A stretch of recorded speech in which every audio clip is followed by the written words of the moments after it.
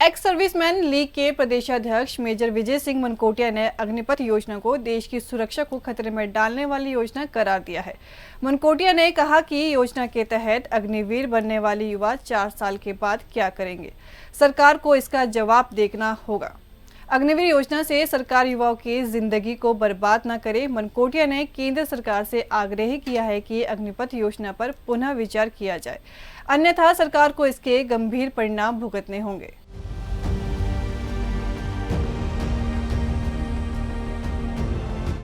बुधवार को सैनिक रेस्ट हाउस धर्मशाला में आयोजित एक्स सर्विसमैन लीग की बैठक की अध्यक्षता करने के उपरांत पत्रकारों से बातचीत में मनकोटिया ने कहा कि अग्निपथ योजना के निर्णय से कोई भी सहमत नहीं है।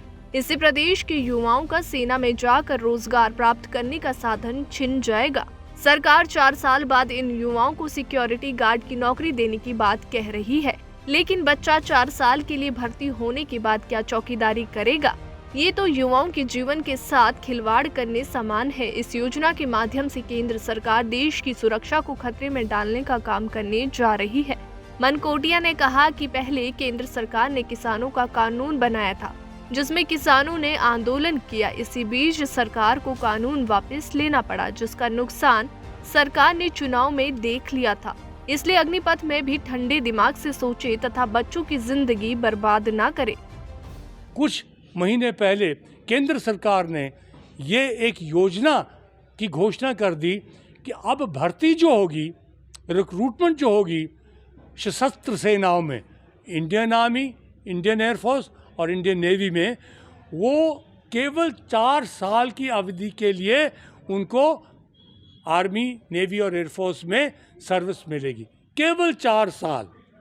इससे मैं समझता हूँ कि अगर आप गहराई से सोचेंगे, हमारा जो केंद्र सरकार में नेतृत्व जो है गहराई से सोचेंगे, तो आपने इस देश की रक्षा सुरक्षा को खतरे में डाल दिया है। बहुत बड़ा खतरा आप शायद अभी महसूस नहीं करेंगे, क्योंकि आप बनते तो विशेषज्ञ हैं, पर रक्षा के मामले में आप विशेषज्ञ नहीं हैं।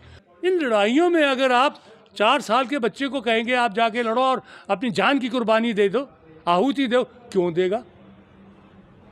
क्या क्या आपने उसको बेनिफिट दिए हैं अगर वो शहीद हो जाता है? जो बाकियों को आप पहले देते थे वो बेनिफिट नहीं है आप।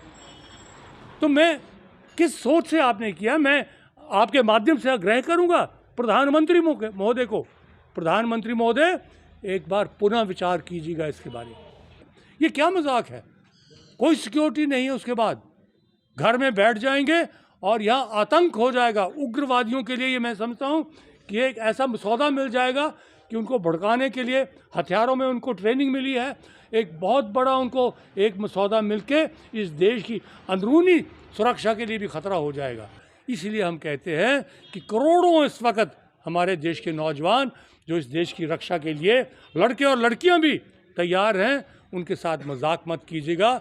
ये पुराना सिलसिला जो चलता था इसको चलते रहने दी। 2-2.5 साल के बाद कोविड की ये जो महामारी थी, इसकी वजह से क्योंकि हमारी कोई भी बैठक नहीं हो सकी और हमारा आपस में विचार विमर्श भी नहीं हो सके, इसलिए 2.5 साल के बाद इस बैठक को हम बहुत महत्वपूर्ण समझते हैं। आज के मुद्दे जो हैं, इसके ऊपर जो फैसले अभी तक राज्य सरकार ने हमारे संदर्भ में नहीं लिए हैं, जो मुद्दे हमने उनके समक्ष रखे, जो डिमांड्स हमने उनके समक्ष रखी, उनके फैसले अभी तक हमारे मुख्यमंत्री श्री जयराम ठाकुर जी ने नहीं लिए हैं। इसके बावजूद कि हमने कई बार उनके सामने ये मुद्दे उठा के रखे हैं और हर बार उनसे यही उत्तर मिलता था कि हम आपको बहुत जल्दी, बहुत शीघ्र इसका जो फैसला है जो वो दे देंगे। लेकिन देखिए अब 5 साल पूरे होने वाले हैं। 5 साल में वो फैसले जो हमें चाहिए थे हमारे सरकार से और मुख्यमंत्री से, वो फैसले नहीं आए। अब हमें शक पैदा होता है कोई जानबूझ के विघ्न तो नहीं डाल रहा है। ये बहुत बड़ा समाज है। हम ये खुलेआम में कह रहे हैं कि आपका चुनाव आने वाला है, लाखों वोटों का सवाल आपके सामने खड़ा हो जाएगा अगर आप हमारे मसलों का हल नहीं करेंगे। इसीलिए हमने ये भी फैसला